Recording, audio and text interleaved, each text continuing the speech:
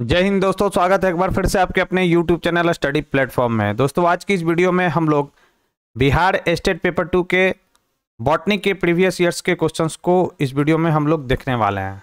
आज के इस वीडियो में हम लोग दोस्तों 11/9/2023 को शिफ्ट 1 में जो बॉटनी का पेपर हुआ था उसके क्वेश्चंस को देखने वाले हैं। तो जिन लोगों ने अभी तक हमारे चैनल को सब्सक्राइब नहीं किया तो सब्सक्राइब कर ले, बेल आइकन को प्रेस कर ले ताकि नई वीडियो की नोटिफिकेशन सबसे पहले आपको मिल सके। साथ ही साथ वीडियो पसंद आए तो प्लीज़ इस वीडियो को ज़्यादा से ज़्यादा लाइक करें और अपने दोस्तों के साथ इसे शेयर करना ना भूलें। इससे पिछले वाले वीडियो में मैंने दोस्तों जूलॉजी से रिलेटेड जितने भी प्रीवियस ईयर्स के क्वेश्चन पूछे गए थे उसको मैंने कवर कर दिया है। तो जिन लोगों ने उस वीडियो को नहीं देखा है तो प्लेलिस्ट में जाकर उसे देख लें। तो चलिए दोस्तों, बिना समय न गवाते हुए सीधा हम अपने क्वेश्चंस की ओर चलते हैं। फर्स्ट क्वेश्चन है कि नॉन डार्विनवाद प्राकृतिक चयन के सिद्धांतों को किस अतिरिक्त अवधारणा के साथ शामिल करता है?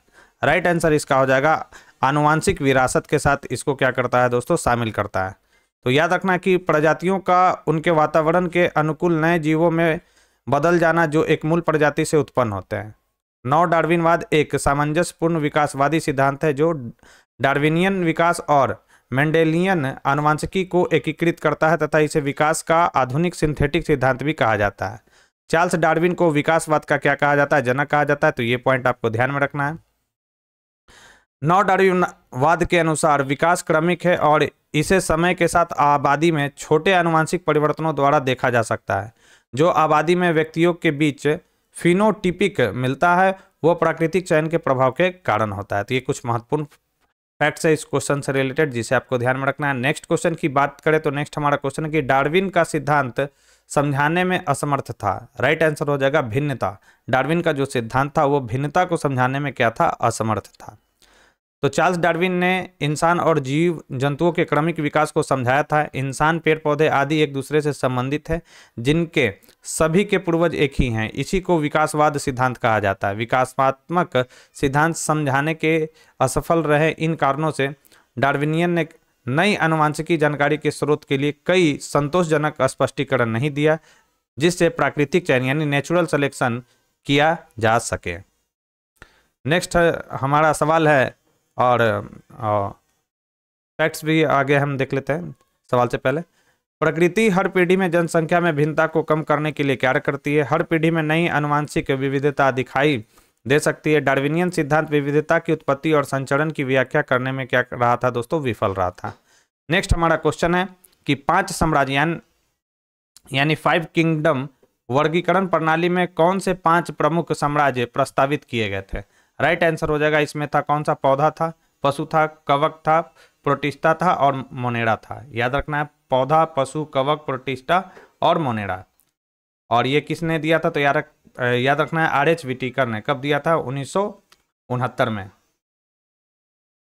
अब इसमें मोनेरा के बारे में आपको क्या याद रखना है कि इसमें एक कोशिकीय प्रोकैरियोटिक प्रोकैरियोटिक जीवों को इसमें शामिल किया गया मोनेरा के अंतर्गत। प्रोटिस्टा की अगर बात करें तो इसमें एक कोशिकीय यूकैरियोटिक जीवों को रखा गया है। और फंगस में सभी को मालूम होगा कि इसमें बहुकोषीय यूकैरियोटिक जीवों को रखा गया था। प्लांट में तो बहुकोशिकीय यूकैरियोटिक इसमें शामिल है इसमें। और एनिमेलिया में याद रखना है कि यह बहुकोशिकीय यूकैरियोटिक है। तो यहाँ पर प्रोकैरियोटिक एक कोशिकीय में कौन सा है ये? तो ये केवल एक और एक कौन सा है? तो ये मोनेरा है। तो ये फैक्ट्स पूछा जाता है जिसे आपको ध्यान में रखना है। नेक्स्ट है क्लेमाइडोमोनास को डैश के अंतर्गत वर्गीकृत किया गया है। तो क्लेडोमोनास को जो है दोस्तों याद रखना है प्रोटिस्टा के अंतर्गत क्लेमाइडोमोनास को वर्गीकृत किया गया है। आगे बढ़ते हैं हम लोग। जीवाणु कोशिका भित्ति डैश से बनी होती, कल भी ये सवाल आया था तो याद रखना है जूलॉजी के पेपर में। तो जीवाणु का जो सेल वॉल होता है, बैक्टीरिया का जो सेल वॉल होता है वो पेप्टाइडोग्लाइकेन से बना होता है। याद रखना है बैक्टीरिया का जो सेल वॉल होता है पेप्टाइडोग्लाइकेन से बना होता है बैक्टीरिया का सेल वॉल। तो पेप्टाइडोग्लाइकेन बैक्टीरिया कोशिका भित्ति की विशेषता है। जीवाणु को पर्यावरणीय तनाव से बचाने में मदद करता है और उनके पूरे जीवन चक्र में कोशिका आकृति विज्ञान को संरक्षित करने में मदद करता है। पेप्टाइडोग्लाइकेन अधिकांश जीवाणु कोशिका दीवारों में प्रमुख संरचनात्मक बहुलक है और पेप्टाइड साइड चेन के माध्यम में cross linked N acetyl glucosamine और एन एसिटल म्यूरामिक एसिड अवशेषों की ग्लाइकेन श्रृंखला होती है। नेक्स्ट है, निम्नलिखित में से कौन सा वायरस आइकोसाहेड्रॉन है? तो याद रखना है कौन सा है, जटिल वायरस। जटिल जो वायरस है वो आइकोसाहेड्रॉन है। राइट आंसर हो जाएगा ऑप्शन डी। तो ज्यादातर विषाणुओं में इको, यहाँ पे इको लिखाना चाहिए, ठीक है। ज्यादातर विषाणुओं में इकोसाहेड्रल या हेडिकल कैप्सिड संरचना होती है। इनमें जीनोम पूरी तरह से अधिक इकोसाहेड्रल कैप्सिड के भीतर पैक होते हैं जो प्रोटीन सेल के रूप में कार्य करते हैं। ज्यादातर जानवरों में संक्रमण फैलाने वाले वायरस इकोसाहेड्रल होते हैं, जिनमें ह्यूमन पेपिलोमा वायरस और क्या है, राइनो वायरस और हेपेटाइटिस बी वायरस और हर्पिस वायरस शामिल है। नेक्स्ट हमारा सवाल है कि कीमोटैक्सिस डैश की एक घटना है। तो याद रखना, कीमो जो टैक्सिस है वह कैसी घटना है? तो रासायनिक यौगिक की उपस्थिति में बैक्टीरिया का दूर या उसकी ओर तैरना है, यह कहलाता है क्या, कीमोटैक्सिस। तो बैक्टीरिया अन्य एकल कोशिका वाले जीवों का एक विशेष केमिकल की ओर जाने की क्षमता को कीमोटैक्सिस के नाम से जाना जाता है। बैक्टीरिया में यह धारण भोजन को खोजने के लिए महत्वपूर्ण है। यूकैरियोटिक कोशिकाओं में यह धारण नियमित विकास और कार्य में क्या करता है दोस्तों, मदद करता है। नेक्स्ट है वायरस है। तो वायरस क्या है? आलू का स्पिंडल जो कंद है वह क्या है, वायरस है। तो विषाणु अकोशिकीय अति सूक्ष्म जीव है। याद रखना ये कैसा होता है, तो अकोशिकीय होता है। विषाणु जीवित कोशिका में वृद्धि करते हैं। ये न्यूक्लिक अम्ल और प्रोटीन में मिलकर बने होते हैं, यानी न्यूक्लिक एसिड और प्रोटीन से ये मिलकर क्या होता है दोस्तों, ये बना होता है विषाणु। ये सभी के सभी इंपॉर्टेंट फैक्ट्स है वायरस से रिलेटेड, याद रखेंगे। विषाणु शरीर के बाहर मृत अवस्था में होते हैं।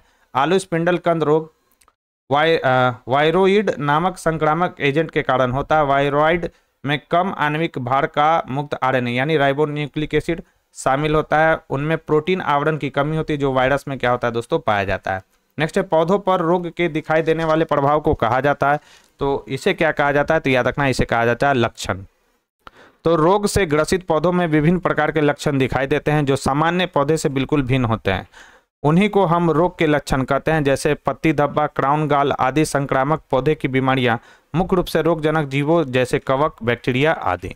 ब्लैक स्पॉट, ये इंपॉर्टेंट सवाल है। Black spot, black stripe, brown spot किससे संबंधित है, तो याद रखना यह गन्ने से संबंधित रोग है।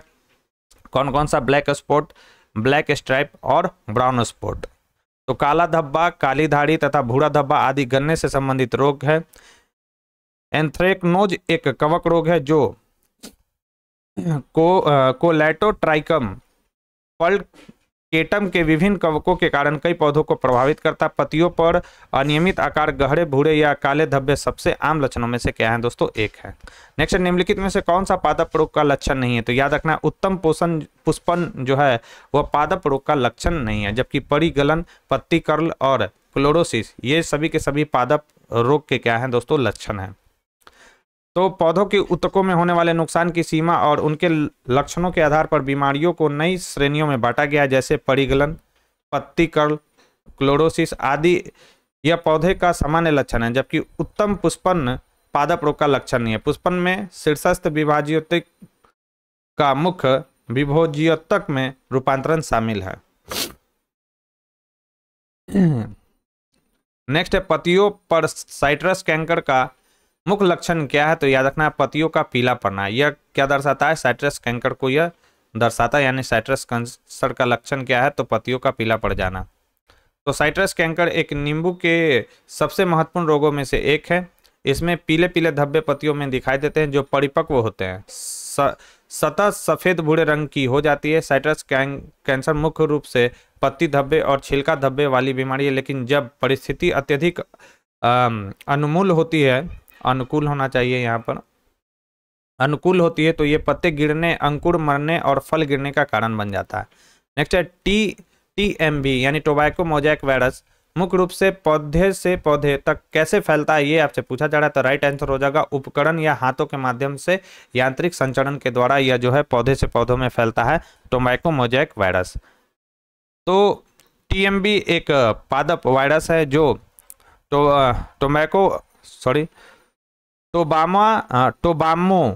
टोबामो वायरस जीन से संबंधित है। यह एक छड़ की तरह दिखता है। संक्रमित पौधे के सीधे संपर्क में आने से यह वायरस अन्य स्वस्थ पौधे में क्या होता है दोस्तों, फैल जाता है। नेक्स्ट है अलैंगिक यानी एसेक्सुअल फलन वाले पिंडों का नाम क्या है? तो राइट आंसर हो जाएगा पिक्निडियम। पिक्निडियम जो है अलैंगिक फलन वाले पिंडों का क्या है दोस्तों, एक उदाहरण है। राइट आंसर हो जाएगा ऑप्शन ए। तो पिक्निडियम माइटोस्पोरिक कवक द्वारा निर्मित एक अलैंगिक शरीर यानी थैलस है। यह उल्टा नाशपाती के आकार का होता है और इसकी आंतरिक गुहा कोनिडियोकोर्स से प्रतिबद्ध होती है। पिक्निडियम का विकास और मात्रा प्रारंभिक इनोकुलम एकाग्रता और पौधे के शारीरिक चरण से क्या है दोस्तों, संबंधित है। नेक्स्ट निम्नलिखित में से किसे विखंडन शैवाल कहा जाता है? तो याद रखना है किससे कहा जाता है, तो नॉस्टॉक को। नॉस्टॉक को जो है दोस्तों विखंडन शैवाल कहा जाता है। राइट आंसर हो जाएगा ऑप्शन ए। तो नॉस्टॉक नीले हरे शैवाल की एक प्रजाति है। वे प्रोकैरियोटिक है, प्रकाश संश्लेषण करते हैं जिसके कारण वे स्वपोषी होते हैं। यह एक विखंडित शैवाल का मेंबर है जो कई छोटे छोटे भागों से मिलकर बना होता है। यह नाइट्रोजन स्थिरीकरण करने में क्या होता है दोस्तों, सक्षम होता है। नेक्स्ट निम्नलिखित में से कौन सा एक औपनिवेशिक शैवाल है? राइट आंसर हो जाएगा वॉलवॉक्स। वॉलवॉक्स जो है वह एक औपनिवेशिक क्या है, शैवाल है। तो वॉलवॉक्स एक औपनिवेशिक हरा शैवाल है, याद रखेंगे। यूलोथ्रिक्स एक हरा गैर शाखाओं वाला फिलामेंट शैवाल है जो आमतौर पर समुद्री और मीठे पानी दोनों में पाया जाता है। स्पाइरोगैरा मीठे पानी में पाए जाने वाला हरा अशाखित फिलामेंट मुक्त तैरने वाला क्या है दोस्तों, शैवाल है। नेक्स्ट है मैनीटोल एक आरक्षित भोजन है, डैश में पाया जाता है। तो यह पाया जाता है फ्यूकस में। मैनीटोल किस में पाया जाता है? फ्यूकस में यह पाया जाता है। तो मैनीटोल फ्यूकस में संचित भोजन है। फ्यूकस भूरे शैवाल के फ्यूफाइसी वर्ग का एक वंश है जो कि दुनिया भर के पथरीले समुद्र तट के अंतर ज्वार इलाकों में पाए जाते हैं। इस पौधे के रासायनिक अवयव कौन कौन सा है? तो याद रखना आपको, म्यूसिलेज, एल्जीन है, मैनीटोल, बीटा कैरोटीन आदि है। नेक्स्ट है क्लोरोफाइसी में लैंगिक प्रजनन की विधि क्या है? तो इसमें लैंगिक प्रजनन की विधि है उगैमस है, एन आइसोगैमस है, आइसोगैमस है। राइट आंसर हो जाएगा ऑप्शन डी। तो क्लोरोफाइसी में अलैंगिक प्रजनन 3 प्रकार से होता है। कैसे? तो आइसोगैमस यह सामान्य युग्मों का संलयन है। आइसोगैमिक युग्मक ऐसे युग्मक होते हैं जो आकार में समान होते हैं। इन युग्मकों को नर और मादा युग्मकों में विभेदित नहीं किया जा सकता, जैसे स्पाइरोगाइरा। फिर है एन आइसोगैमस युग्मक जो है आकार में भिन्न होते हैं, जैसे क्लेमाइडोमोनास। यूगैमस क्या होता है? यूगैमस में होता है यह छोटे नर युग्मक और बड़ी मादा युग्मक का संलयन है। युग्मक आकार से भिन्न होते हैं। उदाहरण इसका दिया गया ब्रायोफाइटा। तो ब्रायोफाइट्स और फर्न कैसा है? तो याद रखना यूगैमस का यह एग्जाम्पल है। क्लोरोफाइसी में लैंगिक प्रजनन आइसोगैमी, एन आइसोगैमी और यूगैमी द्वारा होता है। इंपॉर्टेंट है ये सवाल, भी इसको कर लीजिए। नेक्स्ट है मैनीटोल है। देखिए दोबारा भी मैनीटोल से रिलेटेड सवाल पूछा गया। तो मैनीटोल एक कार्बोनिक अनहाइड्रेटेड मूत्रवर्धक है। मैनीटोल, तो मैनीटोल एक मूत्रवर्धक दवा है जो आपके शरीर में अतिरिक्त पानी से छुटकारा पाने के लिए अधिक पेशाब बनाने में मदद करता है। मैनीटोल एक कार्बोनिक अनहाइड्रेटेड इनहिबिटर है जो मूत्रवर्धक के रूप में उपयोग किए जाते हैं। नेक्स्ट है एराबिडोप्सिस थैलियाना में पाए जाने वाले क्लोरोप्लास्ट की संख्या डैश होती, कितना होता है? तो याद रखना इसमें कितना होता है, क्लोरोप्लास्ट की संख्या 100 होता है। तो एराबिडोप्सिस थैलियाना, जिसे आमतौर पर माउस ईयर क्रेस के नाम से जाना जाता है, इनकी प्रत्येक कोशिका में लगभग 100 क्लोरोप्लास्ट होते हैं। प्रत्येक जीव में क्लोरोप्लास्ट की संख्या प्रकाश संश्लेषण से ऊर्जा की आवश्यकता के आधार पर प्रजातियों से क्या होती है दोस्तों, भिन्न होती है। नेक्स्ट है कि क्लब माउस डैश से संबंधित है। तो याद रखना है यह टेरिडोफाइट से संबंधित है, क्लब माउस। तो लाइकोपोडियम टेरिडोफाइटा समूह और लाइकोप्सिड वर्ग के अंतर्गत आता है। आमतौर पर इसे क्लब माउस कहा जाता है।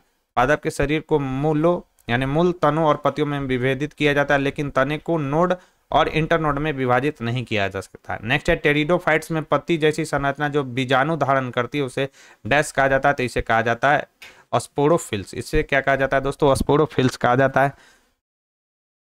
तो यह इसका एक्सप्लेनेशन देखते हैं हम लोग। तो एक पत्ती जो स्पोरेंजिया धारण करती है उसे स्पोरोफिल कहा जाता है। फर्न में स्पोरोफिल समान पत्तेदार पत्तियां होती हैं जो स्पोरेंजिया के समूहों का निर्माण करती है, जिन्हें सोरी के नाम से जाना जाता है। टेरिडोफाइट्स में स्पोरेंजिया दो प्रकार के हो सकते हैं, समबीजाणु और विषमबीजाणु। नेक्स्ट है जीवाश्मों के वैज्ञानिक अध्ययन को कहा जाता है, तो इसे कहा जाता है जीवाश्मिकी। जीवाश्मों के वैज्ञानिक अध्ययन को क्या कहा जाता है, तो जीवाश्मिकी कहा जाता है। तो पृथ्वी पर किसी समय जीवित रहने वाले अति प्राचीन सजीवों के परिरक्षित अवशेषों या उनके द्वारा चट्टानों में छोड़ी गई छापों को जो पृथ्वी की सतहों या चट्टानों की परतों में सुरक्षित पाए जाते हैं उन्हें जीवाश्म कहते हैं। जीवाश्म से कार्बनिक विकास का प्रत्यक्ष प्रमाण मिलता है। इनके अध्ययन को क्या कहा जाता है, जीवाश्मिकी कहा जाता है। नेक्स्ट सवाल की अगर हम बात करें तो नेक्स्ट हमारा सवाल है कि जीवाश्म विज्ञान जीवाश्म की आयु कैसे निर्धारित करता है, तो याद रखना है जीवाश्म के आसपास की चट्टानों की परतों की जांच करके। राइट आंसर हो जाएगा बी। तो मैं इसे स्किप कर रहा हूँ, आप लोग इसे पीडीएफ में देख लेंगे, जो इंपॉर्टेंट रहेगा मैं उसको डिस्कस कर दूंगा। नेक्स्ट है जीनस, जिसमें कई जीवित जीवाश्म जिम्नोस्पर्म प्रजातियां शामिल हैं। आमतौर पर इस प्रकार जाना जाता है, तो इसे जाना जाता है पाम के नाम से। तो साइकस लगभग 300 प्रजातियों वाला एक पौधा परिवार है जो केवल कुछ मिलियन वर्ष पुराना माना जाता है और कुछ लोगों द्वारा इसे जीवित जीवाश्म माना जाता है। साइकस सदाबहार पाए जाने वाले पौधे हैं जिनमें स्पाइरोफाइटिक पत्तियां, तना और जड़ें होती हैं। जब पौधे को तलछट में दफन किया जाता है और कार्बनिक पदार्थ से बदल दिया जाता है तो किस प्रकार के पौधे जीवाश्म बनते हैं, तो राइट आंसर हो जाएगा पत्थर हो जाने वाले पदार्थ। इससे जो है पत्थर हो जाने वाले पदार्थ जो है जीवाश्म बनते हैं। राइट आंसर होगा ऑप्शन ए। तो पेट्रिफिकेशन यानी पेट्रोस का अर्थ है पत्थर, तब होता है जब कार्बनिक पदार्थ पूरी तरह से खनिजों द्वारा प्रतिस्थापित हो जाता है और जीवाश्म पत्थर में बदल जाता है। यह आमतौर पर ऊतकों के छिद्रों और अंतरकोशिकीय स्थानों को खनिजों से भरने, फिर कार्बनिक पदार्थों को घोलने और इसे खनिजों में बदलने से होता है। इस प्रकार के जीवाश्मीकरण का एक उदाहरण कौन सा है, पथरीली लकड़ी है, याद रखना है। आधुनिक जैविक नामकरण का प्रारंभिक चरण कौन सा वर्ष है, राइट आंसर हो जाएगा 1758। तो कैरोलस लिनियस को वर्गीकरण विज्ञान का क्या कहा जाता है, जनक माना जाता है। उन्होंने अपने स्पीसीज प्लांटेरम के 1773 संस्करण में पौधे के लिए और 1758 में अपने सिस्टेमा नेचुरी, ये तो सबसे पहले याद रखना कि सिस्टेमा नेचुरी किसके द्वारा लिखा गया, तो कैरोलस लिनियस के द्वारा लिखा गया। तो सिस्टेमा नेचुरी की 10वें संस्करण में जानवरों के लिए इस प्रणाली का लगातार उपयोग किया। इन दो तिथियों को आज भी वैज्ञानिक नामकरण की शुरुआत के रूप में क्या किया जाता है दोस्तों, माना जाता है। पादप वर्गीकरण में समान विशेषता के लिए सही उत्तर चुने कौन सा है, तो याद रखना उपयुक्त सभी यानी आकृति विज्ञान, पेलियोनोलॉजी और शरीर रचना विज्ञान, ये सभी के सभी जो है पादप वर्गीकरण में यानी प्लांट टैक्सोनॉमी में ये क्या है दोस्तों, शामिल है। तो पादप वर्गीकरण को निम्नलिखित विशेषताओं के आधार पर 5 प्रभागों में वर्गीकृत किया गया है। विशिष्ट संवहनीय ऊतकों की उपस्थिति या अनुपस्थिति, बीज फली और बीजों की उपस्थिति या अनुपस्थिति, पौधे में अच्छी तरह से विभेदित जड़ तना पत्तियों के आधार पर। नेक्स्ट है फेनेटिक वर्गीकरण पर आधारित है डैश पूछा जा रहा है, तो याद रखना है मौजूदा संस्थाओं की अवलोकन योग्य विशेषता जो है फेनेटिक वर्गीकरण पर क्या है दोस्तों, आधारित है। नेक्स्ट है कि संख्यात्मक वर्गीकरण के सिद्धांतों का विकास किसके द्वारा किया गया था, तो यह किया गया था स्नेथ और सोकल के द्वारा। स्नेथ और सोकल के द्वारा जो है संख्यात्मक वर्गीकरण के सिद्धांत का प्रतिपादन किया गया था। इसे फेनेटिक्स के नाम से भी जाना जाता है, याद रखना है। रॉबर्ट सोकल और पीटर स्नेथ ने संख्यात्मक वर्गीकरण को परिभाषित किया। यह संख्यात्मक तरीकों की सहायता से जीवों को वर्गीकृत करने की एक क्या है दोस्तों, विधि है। कैमेलिनेसी परिवार को आमतौर पर के रूप में जाना जाता है, राइट आंसर हो जाएगा स्पाइडर वॉट परिवार के रूप में इसे जाना जाता है। तो कैमेलिनेसी फूल वाले पौधे का एक परिवार है। इसे डेफ्लावर परिवार या स्पाइडर वॉट परिवार के रूप में जाना जाता है। ये कैमेलिनेल्स क्रम के 5 परिवारों में से एक है। प्रसिद्ध प्रजातियों में कामेलिना है यानी डेफ्लावर है, और ट्रेड स्कोटिया है, और स्पाइडर वॉट्स है। गांठदार जड़े परिवार की विशेषता क्या है, तो फैबेसी है। गांठदार जो जड़ें हैं परिवार की यह विशेषता क्या है, फैबेसी। तो गांठदार जड़ें फैबेसी कुल की विशेषता है। जड़ की गांठें एक पौधे और नाइट्रोजन स्थिर करने वाले बैक्टीरिया के बीच सहजीवी संबंध है। फैबेसी में मटर और सेम जैसे फलियां वाली फसलें शामिल है, याद रखेंगे। राष्ट्रीय वनस्पति अनुसंधान संस्था कहाँ पर है, तो यह है लखनऊ में, याद रखेंगे कि राष्ट्रीय वनस्पति अनुसंधान संस्था कहाँ पर है, तो लखनऊ में है। और याद रखना है कि यह वैज्ञानिक एवं औद्योगिक अनुसंधान परिषद कहाँ पर है, नई दिल्ली में है, यह भी पॉइंट याद रखना है। निम्नलिखित में से कौन सा पौधा उत्तक पौधों को समर्थन और यांत्रिक शक्ति प्रदान करने के लिए जिम्मेदार है? राइट आंसर क्या हो जाएगा, जाइलम।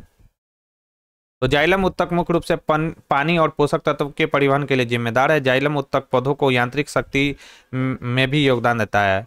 इसके ट्रैकिड्स और वाहिका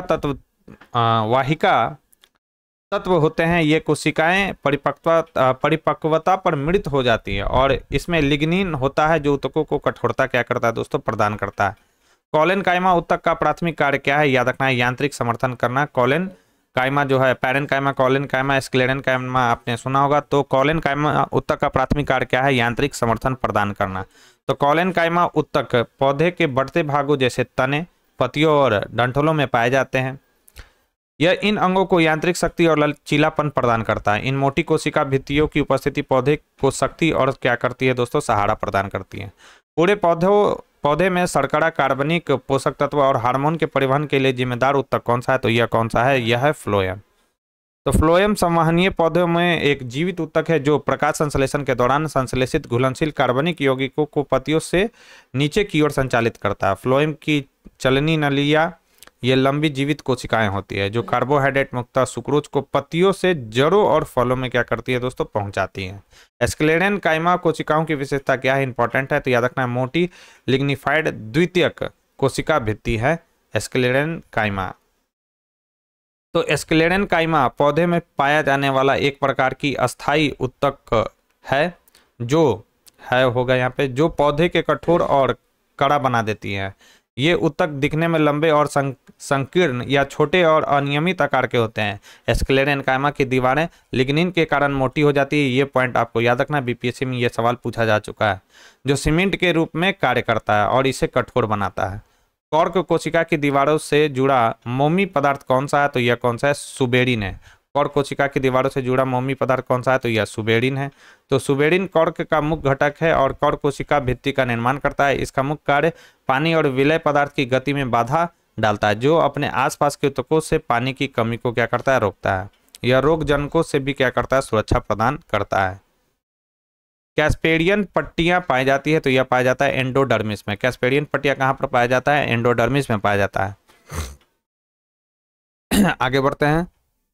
ट्यूनिका कॉर्पस सिद्धांत का प्रस्ताव है कि शीर्षस्थ विभोज्योतक दो अलग अलग परतों से बना है। इन परतों को क्या कहा जाता है, तो एक को कहा जाता है ट्यूनिकिया और दूसरे को क्या कहा जाता है, कॉर्पस कहा जाता है।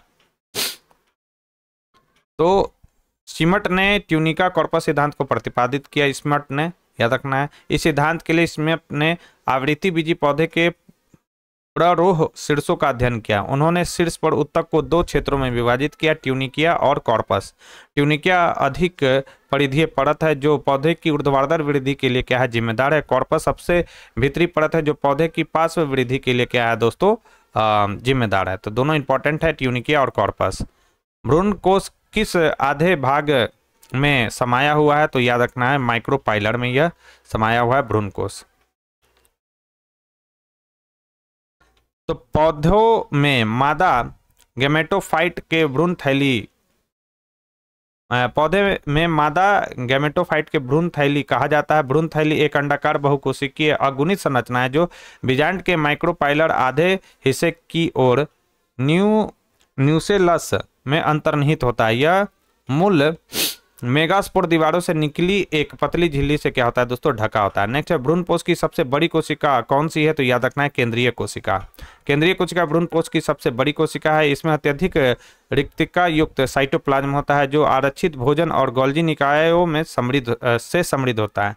मध्य में कोशिका में दो ध्रुवीय केंद्रक होते हैं जो अक्सर मिलकर एकल द्विगुणित या संलयन केंद्रक बनाते हैं। नेक्स्ट हमारा सवाल है, निम्नलिखित में से कौन सा कथन सही है, तो याद रखना है टेप्टम विकासशील पराग को पोषण देता है। यह स्टेटमेंट इसमें सही दिया गया है। तो आंतरिक कोर ऑरेंजियम परत टेप्टम है। टेप्टम उगने वाले परागकणों को पोषण देता है। बाहरी 3 दीवारों परतें सुरक्षात्मक भूमिका निभाती है और पराग को दूसरे विघटन में छोड़ने में मदद करती है। टेप्टम सबसे भीतरी दीवार परत है, इससे विकसित हो रहे परागकणों का पोषण होता है। टेप्टम कोशिकाओं में एक मोटा साइटोप्लाज्म होता है और सामान्यतः एक से अधिक केंद्रक इसमें होते हैं। पुष्पीय पौधों में बिना निषेचन के बीज बनने की प्रक्रिया क्या कहलाता है? तो यह कहलाता है एपोमिक्सस। एपोमिक्सस कहलाता है पुष्पीय पौधे में बिना निषेचन के बीज बनना। तो पुष्पीय पौधों में बिना निषेचन के बीज बनने की प्रक्रिया एपोमिक्सस कहलाती है। एपोमिक्सस एक प्रकार का अलैंगिक प्रजनन है। फूल वाले पौधों में एपोमिक्सिस को बीजांड के मातृ ऊतकों से बीज के अलैंगिक गठन के रूप में परिभाषित किया गया है, जो अर्धसूत्री विभाजन और निषेचन की प्रक्रियाओं से बचता है, जिससे भ्रूण का क्या होता है दोस्तों? विकास होता है। फूल के नर प्रजनन भाग पुंकेसर को सामूहिक रूप से क्या कहा जाता है? तो इसे कहा जाता है एंड्रोसियम यानी पुमंग। तो फूल में मादा प्रजनन अंग को क्या कहा जाता है? याद रखना है, गैनोसियम यानी जायांग कहते हैं। जबकि प्रजनन अंग को क्या कहा जाता है? नर प्रजनन अंग को तो पुमंग कहा जाता है। जायांग एक या एक से ज्यादा स्त्री केसर से बना होता है और पुमंग एक या एक से ज्यादा पुंकेसर से बना होता है।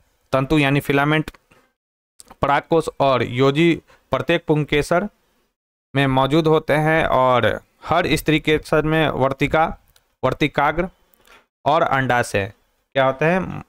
मौजूद होते हैं। स्टाइल, स्टिग्मा और ओव्यूल का नाम आपने सुना होगा, तो उसी का जो है दोस्तों यहाँ पर हिंदी दिया गया है।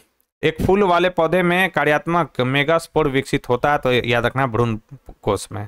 तो एंजियोस्पर्म में कार्यात्मक मेगास्पोर एक मादा गेमेटोफाइट में विकसित होता है, जो बीजांड काय में स्थित होता है। पौधे में निषेचन इसी स्थान पर होता है और निषेचन के बाद भ्रूण में विकसित होने वाले अंडा कोशिका या केंद्रिका का निर्माण होता है। कार्यात्मक गुरु बीजाणु आवृत्ति बीजी पौधे में भ्रूण की थैली में विकसित होता है। भ्रूण थैली एक मादा गैमीटोफाइट है जो केंद्रक में स्थित होती है और कार्यात्मक मेगास्पोर से बनती है।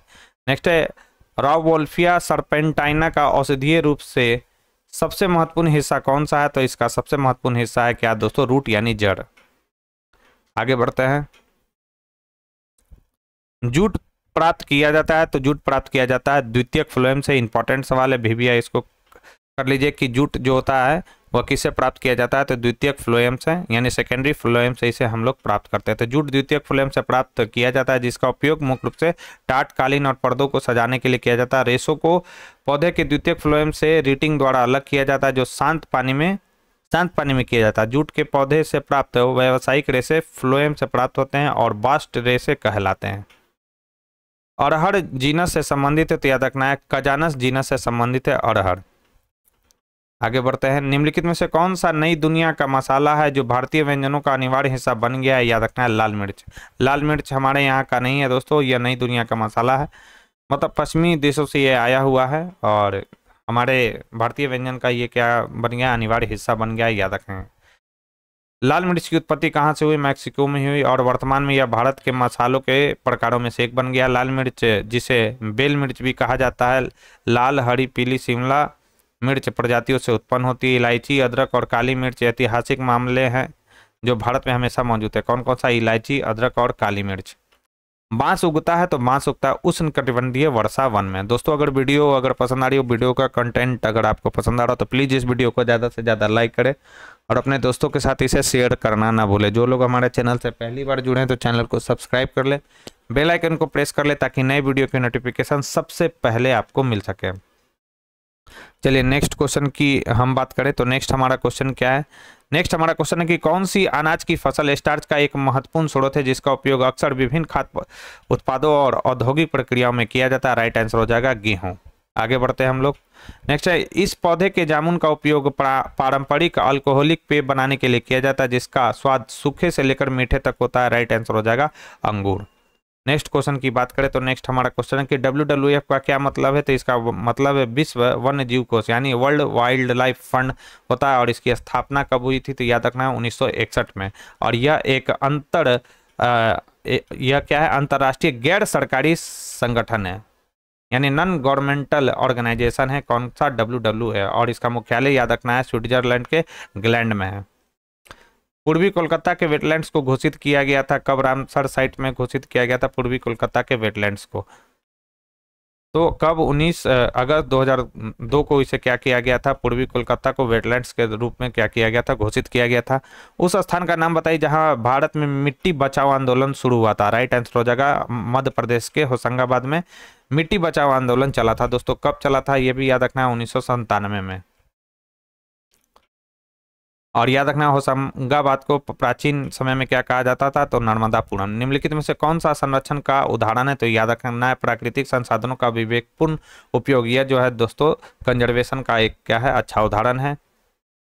नेक्स्ट है जैव विविधता महत्वपूर्ण है क्योंकि यह प्रदान करता है। तो याद रखना है पारिस्थितिकी तंत्र की स्थिरता को प्रदान करता है जैव विविधता यानी बायोडाइवर्सिटी। नेक्स्ट है हॉट स्पॉट क्षेत्रों में है। तो याद रखना है जैव विविधता का कम घनत्व होता है। हॉट स्पॉट जहाँ जो क्षेत्र होता है वहाँ पे जैव विविधता आपको कम देखने को मिलता है, याद रखना है। हॉट स्पॉट एक जैव भौगोलिक क्षेत्र है जो जैव विविधता का एक महत्वपूर्ण भंडार है, याद रखना है। जैव और विनाश के खतरे में है। निवास स्थान का दोहन, प्रदूषण, ग्लोबल वार्मिंग से जुड़ा जलवायु परिवर्तन, प्रत्येक मामले में मनुष्य और उनकी गतिविधियां प्रत्यक्ष भूमिका यहाँ पर निभाती हैं। जैव विविधता अत्यधिक वैज्ञानिक महत्व की क्यों है? तो याद रखना कौन ज़्यादा महत्व का क्यों है? तो यह इसलिए महत्वपूर्ण है क्योंकि पौधों और जानवरों की कई प्रजातियां हमारे शोध का क्या है दोस्तों? विषय है। नेक्स्ट हमारा सवाल है प्रोकैरियोटिक कोशिकाओं के संबंध में कौन सा कथन गलत है? गलत पहचानना है। तो याद रखना कि इनमें साइटोप्लाज्म तो होता है लेकिन प्लाज्मा झिल्ली नहीं होती है, यह स्टेटमेंट इसमें गलत दिया गया। जबकि उनके पास डीएनए अणु के एक या अधिक गोलाकार लूप या रैखिक स्टैंड होते हैं, बिल्कुल सही है। उसमें केंद्रक का अभाव होता है, यह भी बिल्कुल सही है। वे हमेशा एकल कोशिका वाले जीव होते हैं जो नग्न आंखों के लिए अदृश्य होते हैं, यह भी स्टेटमेंट सही है। तो प्रोकैरियोटिक में देख लेते हैं। तो प्रोकैरियोटिक कोशिकाओं में केंद्रक मिलता है जो बिना न्यूक्लियर मेम्ब्रेन के होते हैं। प्रोकैरियोटिक कोशिकाओं होते हैं। प्रोकैरियोटिक कोशिकाओं में एक अच्छी तरह से परिभाषित केंद्रक झिल्ली में बंधा कोशिका यानी कोशिकांग दोनों का अभाव होता है प्रोकैरियोटिक में। प्रोकैरियोटिक में डीएनए न्यूक्लियाइड के रूप में होते हैं जिसमें हिस्टोन प्रोटीन अनुपस्थित होता है। तो ये पॉइंट याद रखना इंपॉर्टेंट है कि इसमें क्या होता है, हिस्टोन जो प्रोटीन होता है जिसे मिलकर डीएनए बना होता है वह अनुपस्थित होता है। यूकैरियोटिक कोशिकाओं में निम्नलिखित को छोड़कर सभी शामिल हो सकता है। तो याद रखना एक नाभिक को छोड़कर सभी इसमें क्या होता है? शामिल हो सकता है। तो यूकैरियोटिक कोशिकाओं में झिल्ली में केंद्रक मिलता है। ये एक कोशिकीय बहुकोशिकीय हो सकते हैं। इनमें गुणसूत्र के रूप में होते हैं। एक नाभिक प्रोकैरियोटिक यूकैरियोटिक दोनों कोशिकाओं में पाया जाता है। यूकैरियोटिक में न्यूक्लियर में मेम्ब्रेन से घिरा होता है, न्यूक्लियर मेम्ब्रेन से घिरा होता है, जबकि प्रोकैरियोटिक में न्यूक्लियाइड के रूप में होता है। कोशिका के भीतर अपशिष्ट को नष्ट करने के लिए कौन सा अंगक जिम्मेदार है? तो यह है कौन सा? लाइसोसोम है। कई बार हम इसको डिस्कस कर चुके हैं। रफ इंडोप्लाज्मिक रेटिकुलम को क्या रफ बनाता है? तो याद रखना है यह राइबोसोम से ढका होता है और राइबोसोम के कारण ही जो होता है यह रफ इंडोप्लाज्मिक रेटिकुलम होता है, याद रखेंगे। एक स्मूथ होता है SER होता है और RER होता है, ठीक है। तो रफ जो होता है वो किसके उपस्थिति के कारण होता है? तो याद रखेंगे राइबोसोम के कारण। इनमें से कौन दोहरी झिल्ली से घिरा होता है? राइट आंसर हो जाएगा माइटोकॉन्ड्रिया और क्लोरोप्लास्ट। इंपॉर्टेंट सवाल है और BBI भी है। माइटोकॉन्ड्रिया और क्लोरोप्लास्ट जो होता है वो दोहरी झिल्ली से घिरा होता है। तो याद रखना यूकैरियोटिक कोशिकाओं के कोशिकांग को झिल्ली के आधार पर 3 भागों में बांटा गया। प्रथम गैर झिल्ली यानी नॉन मेम्ब्रेन जैसे राइबोसोम और सेंट्रोसोम। राइबोसोम और सेंट्रोसोम जो होता है उसमें झिल्ली नहीं पाया जाता है। द्वितीय एकल झिल्ली यानी सिंगल मेम्ब्रेन जैसे लाइसोसोम सिंगल मेम्ब्रेन से होता है। गोल्जी कॉय, टोनोप्लास्ट इत्यादि जो है सिंगल मेम्ब्रेन है।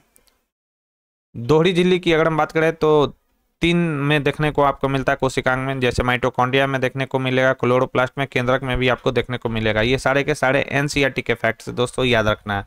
और ये बहुत ही ज़्यादा BBI है। अगर BPSC 6 to 8 क्लास या किसी भी क्लास का आप एग्जाम देने जा रहे हो, स्टेट का हो चाहे BPSC का हो, तो ये जो फैक्ट्स है आप इसको एकदम नोट डाउन करके रखिए। यहाँ से सवाल आपको जरूर देखने को मिलेगा।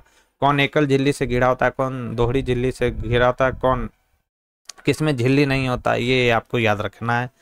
कोशिकाओं की विस्तृत आंतरिक संरचना को प्रकट करने के लिए एक का उपयोग किया जाता है, तो याद रखना है संचरण इलेक्ट्रॉन माइक्रोस्कोप का। नेक्स्ट हमारा सवाल है कि चरण वैषम्य माइक्रोस्कोप सेटअप पारदर्शी वस्तुओं को अधिक दृश्यमान कैसे बनाता है? कैसे बनाएगा दोस्तों? तो यह क्या करता है कि यह प्रत्यक्ष और अपरिवर्तित प्रकाश किरणों को एक दूसरे के साथ हस्तक्षेप करने का कारण बनता है, इस कारण। नेक्स्ट हमारा सवाल है कि मेंडल का स्वतंत्र वर्गीकरण का नियम अनुपात आधारित है। याद रखना है यह 9:3:3 पर यह आधारित है, इंपॉर्टेंट है स्टेट के लिए ये। फिनोटाइप के लिए इन्होंने बताया था 9:3:3:1, जबकि जीनोटाइप के लिए क्या बताया था? ये 1:2, मतलब 1:2, 1:2, 4:2, 1:2:1। ये याद रखना है आपको। मोबाइल नंबर जैसे आप याद रखते हैं इसको याद रख लीजिए। निम्नलिखित में से कौन सा एक पूरक जीन का उदाहरण है? तो याद रखना है फूल का रंग मीठा मटर जैसा होता है, यह पूरक जीन का उदाहरण है। नेक्स्ट है कि क्रॉसिंग ओवर इस दौरान होता है, तो याद रखना प्रोफेज में होता है क्रॉसिंग ओवर। ये भी इंपॉर्टेंट सवाल है, ध्यान रखना कि क्रॉसिंग ओवर की जो घटना होती है वह प्रोफेज में होती है। निम्नलिखित में से कौन सा एंजाइम प्रतिकृति के लिए डीएनए की अनिच्छा में सहायता नहीं करता है? राइट आंसर हो जाएगा प्राइमेज।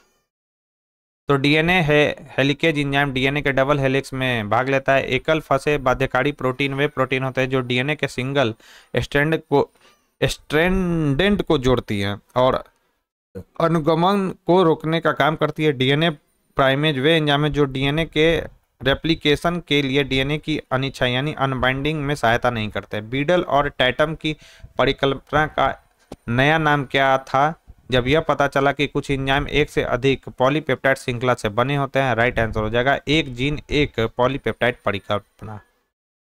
नेक्स्ट है निम्नलिखित में से कौन सा पादप प्रजनन का अंतिम लक्ष्य है? तो याद रखना फसलों को वांछनीय लक्षणों में सुधार करना, यह पादप प्रजनन का अंतिम लक्ष्य है।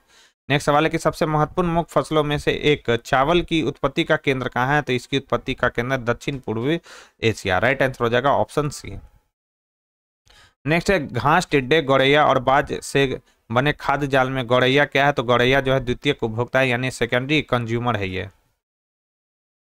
नेक्स्ट है जनसंख्या के बारे में कौन सा कथन गलत है? तो याद रखना किसी जनसंख्या के भीतर व्यक्तियों में आनुवांशिक परिवर्तन होता है, यह स्टेटमेंट इसमें गलत दिया गया है। जबकि जन्म मृत्यु दर जनसंख्या की विशेषता है, सही है। एक जनसंख्या में एक ही प्रजाति के व्यक्तियों का एक समूह होता है, यह भी सही है। व्यक्ति खतरे में नहीं है लेकिन आबादी खतरे में पड़ सकता है, यह भी स्टेटमेंट इसमें सही दिया गया है। निम्नलिखित में से कौन सा गलत है? गलत पहचानना है, तो कोई इसमें से गलत नहीं दिया गया, सभी के सभी सही है। यानी संख्याओं का पिरामिड घास के मैदान और तालाब पारिस्थितिकी प्रणाली के लिए सीधा है, बिल्कुल सही है। बायोमास का पिरामिड स्थलीय आवासों में सीधा और अंदर या स्पिंडल के आकार का जलीय पारिस्थितिकी तंत्र है, यह भी बिल्कुल सही है। और संख्याओं का पिरामिड परजीवी खाद्य पारिस्थितिकी प्रणालियों में क्या होता है? उल्टा है। ये बहुत ही इंपॉर्टेंट है, इसको वीवीआई कर लीजिए दोस्तों, पीडीएफ में देख लेंगे आराम से। निम्नलिखित में से कौन सा गलत है? गलत पूछा जा रहा है, तो इसमें से भी कोई गलत नहीं है। यानी किसी पारिस्थितिकी तंत्र में ऊर्जा का प्रवाह एक दिशात्मक होता है, बिल्कुल यह सही है। एक पोषी स्तर से दूसरे पोषी स्तर तक ऊर्जा स्थानांतरण की प्रक्रिया के दौरान ऊर्जा की हानि होती है, बिल्कुल सही है। 10% घटता जाता है। एक पारिस्थितिकी तंत्र में ऊर्जा प्रवाह को परिमाणित किया जा सकता है, बिल्कुल सही है। तो 10% ऊर्जा की हानि होती है हर लेवल पर अगर हम लोग जाते हैं, जैसा कि मैंने आपको कहा था। और ये किसने दिया था? तो याद रखना है लिंडमैन ने दिया था। ये भी सवाल जो है दोस्तों बीपीएससी में पूछा जा चुका है। एक्वाकल्चर किसकी खेती और खेती को संदर्भित करता है? तो याद रखना है मछली, शंख और जलीय पौधे को। नेक्स्ट सवाल की बात करें तो बायोमास का पिरामिड दर्शाता है, तो याद रखना है किसी पारिस्थितिकी तंत्र में प्रत्येक पोषी स्तर पर मौजूद कुल बायोमास को दर्शाता है बायोमास का पिरामिड। ये भी इंपॉर्टेंट सवाल है।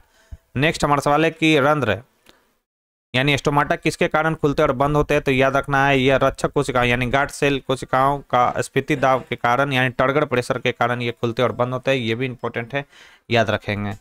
और डिस्कस कर लेते हैं इसको। तो स्टोमाटा का खुलने और बंद होना एक ऐसी प्रक्रिया जिसमें कि पौधे में गैस का विनिमय और जल संतुलन को नियंत्रित करता है, बहुत ही इंपॉर्टेंट ये दोनों फैक्ट है। खुलना और बंद होने से क्या होता है? गैसों का विनिमय होता है, एक्सचेंज होता है, और जल संतुलन यानी वाटर को जो है दोस्तों बैलेंस करने का यह कार्य करता है। स्टोमाटा के बंद होने से कई कोशिकाओं में जल की कमी हो जाती है और टर्गर दबाव में क्या होता है? कमी हो जाती है, जिसके परिणाम स्वरूप रक्षक कोशिकाएं सिकुड़ जाती है। अतः रक्षक कोशिकाओं को स्फीति यानी टर्गर प्रेशर के कारण रंध्र खुलते और बंद होते हैं। जिब्रेलिन्स बढ़ावा देता है, तो याद रखना है बीज प्रसुप्ति को बढ़ावा देता है जिब्रेलिन्स। पादप हार्मोन है, याद रखेंगे। डैश की सहायता से पत्ती गिरने को रोका जा सकता है, तो याद रखना है साइटोकाइनिन की सहायता से पत्ती को गिरने से क्या किया जा सकता है, रोका जा सकता है। ये सभी प्लांट हार्मोन है दोस्तों, याद रखेंगे। प्लांट हार्मोन आपको अच्छे से पढ़ के जाना है। प्रसार मुक्ता डैश है, तो प्रसार है भौतिक प्रक्रिया। एक्सपेंशन क्या है दोस्तों, तो एक भौतिक प्रक्रिया है, याद रखेंगे। नेक्स्ट, निम्नलिखित में से कौन लिपिड की अवस्थाओं में से एक नहीं है, तो याद रखना है क्रिस्टलीय अवस्था। क्रिस्टलीय जो फेज होता है, ठीक है, वह लिपिड की अवस्थाओं में नहीं होता है। तो पैराक्रिस्टलीय अवस्था तरल अवस्था तथा तरल विकार ग्रस्त अवस्था लिपिड की अवस्था है, जबकि क्रिस्टलीय अवस्था लिपिड की अवस्था नहीं है। Nucleic acid, phospholipid, ATP, ADP और NADPH में मौजूद तत्व कौन सा है, इंपॉर्टेंट है, तो फास्फोरस है। बहुत ही BBI सवाल है ये, दोनों एग्जाम के लिए, स्टेट हो चाहे BPSC हो, दोनों के लिए। नाइट्रोजन स्थिरीकरण एवं उपापचय में कौन सा तत्व प्रमुख भूमिका निभाता है, तो याद रखना मोलिब्डेनम। नाइट्रोजन स्थिरीकरण, ये भी बहुत इंपॉर्टेंट सवाल है। कौन सा पादप वृद्धि नियामक TDNA द्वारा निर्मित होता है, तो याद रखना है साइटोकाइनिन। TDNA द्वारा कौन निर्मित होता है, तो ये साइटोकाइनिन क्या है, तो यह एक पादप हार्मोन है, याद रखेंगे। नेक्स्ट है कि यदि रुचि के जीन को प्रोटोप्लास्ट में डाला जाता है लेकिन परिवर्तन स्थिर नहीं होता है, तो इसे अभिव्यक्ति प्रणाली कहा जाता है, तो याद रखना क्षणिक कहा जाता है। नेक्स्ट है, निम्नलिखित में से किस एंजाइम को रिवर्स ट्रांसक्रिप्टेज कहा जाता है, राइट आंसर हो जाएगा RNA आश्रित DNA पॉलीमरेज को। नेक्स्ट हमारा सवाल है कि यदि एक प्रतिबंध स्थल 6 न्यूक्लियोटाइड लंबा है, तो इसे वेक्टर में पाए जाने की संभावना क्या है, राइट आंसर हो जाएगा प्रत्येक 46 आधार युग्मों में एक बार। कोशिका के भीतर जीन क्लोनिंग की प्रक्रिया को क्या जटिल बना सकता है, राइट आंसर हो जाएगा एक से अधिक मान्यता साइट है। नेक्स्ट है कि यदि ई कोलाई के अलावा किसी अन्य होस्ट का उपयोग किया जाना है, तो DNA का कौन सा गुण डाला जाना नुकसानदेह है, राइट आंसर हो जाएगा गैर प्रतिकृति DNA को, यानी नॉन रेप्लिकेट DNA को। 2 या 2 से अधिक स्रोतों से DNA के संयोजन को कहा जाता है, तो इसे कहा जाता है पुनः संयोजक DNA, यानी रिकॉम्बिनेंट DNA कहा जाता है। नेक्स्ट है कि गोल्डन चावल क्या है, तो गोल्डन राइस के बारे में आपसे पूछा जा रहा है। तो गोल्डन राइस जो है दोस्तों, गोल्डन राइस वह चावल है जिसमें अन्य जीवों के जीन मिलाए गए हैं। ये जीन बीटा कैरोटीन का उत्पादन करते हैं। कौन सा कैरोटीन, याद रखना है बीटा कैरोटीन का। ट्रांसजेनिक पौधे बनाने का प्राथमिक उद्देश्य क्या है, तो पौधे में नए लक्षण या विशेषताओं का समावेश करना ट्रांसजेनिक पौधे बनाने का प्राथमिक उद्देश्य है। नेक्स्ट है कि दैहिक भ्रूण जनन क्या है, यह विधि अक्सर बड़े पैमाने पर प्रसार में उपयोग की जाती है, तो याद रखना पौधों के ऊतकों में कृत्रिम भ्रूण बनाने की प्रक्रिया यह कहलाता है दैहिक भ्रूण जनन। नेक्स्ट है कि अनुक्रमण समरूपता के संबंध में निम्नलिखित में से कौन सा गलत है, गलत आपसे पूछा जा रहा है। राइट आंसर की बात करें तो 2 अनुक्रम समजातीय संबंध बना सकते हैं भले ही उनकी उत्पत्ति समान हो, यह स्टेटमेंट इसमें गलत दिया गया है। नेक्स्ट सवाल है कि RNA संरचनाओं को प्रयोगात्मक रूप से डैश का उपयोग करके निर्धारित किया जा सकता है, तो याद रखना है एक्सरे क्रिस्टलोग्राफी या NMR तकनीक के द्वारा। कौन सा NMR तकनीक के द्वारा यह जो है दोस्तों इसका निर्धारित किया जा सकता है। और आज के डिस्कशन का हमारा लास्ट सवाल है कि जीन भविष्यवाणी के तरीकों के बारे में निम्नलिखित में से कौन सा सच है, कौन सा सच है ये आपको पहचाना है, तो राइट आंसर हो जाएगा AB इनिशियो, यानी आधार दृष्टिकोण अकेले दिए गए अनुक्रम के आधार पर जीन की भविष्यवाणी करता है। यह स्टेटमेंट इसमें सही दिया गया। तो दोस्तों ये थी हमारी आज की डिस्कशन। यह डिस्कशन आपको कैसा लगा दोस्तों मुझे कमेंट बॉक्स में लिखकर जरूर बताएं। साथ ही साथ वीडियो अगर आप पसंद आई हो तो प्लीज़ इस वीडियो को ज़्यादा से ज़्यादा लाइक करें और अपने दोस्तों के साथ इसे शेयर करना ना भूलें। जो लोग हमारे चैनल से पहली बार जुड़े हो तो चैनल को सब्सक्राइब कर ले, बेल आइकन को प्रेस कर ले ताकि नए वीडियो की नोटिफिकेशन सबसे पहले आपको मिल सके। और इस वीडियो का जो PDF है आपको मेरे टेलीग्राम चैनल पर मिल जाएगा। टेलीग्राम का जो लिंक है वो डिस्क्रिप्शन बॉक्स में दिया गया है, तो आप वहां से जाकर इस वीडियो की PDF को डाउनलोड कर सकते हैं। तो आज के लिए बस इतना ही दोस्तों, थैंक यू।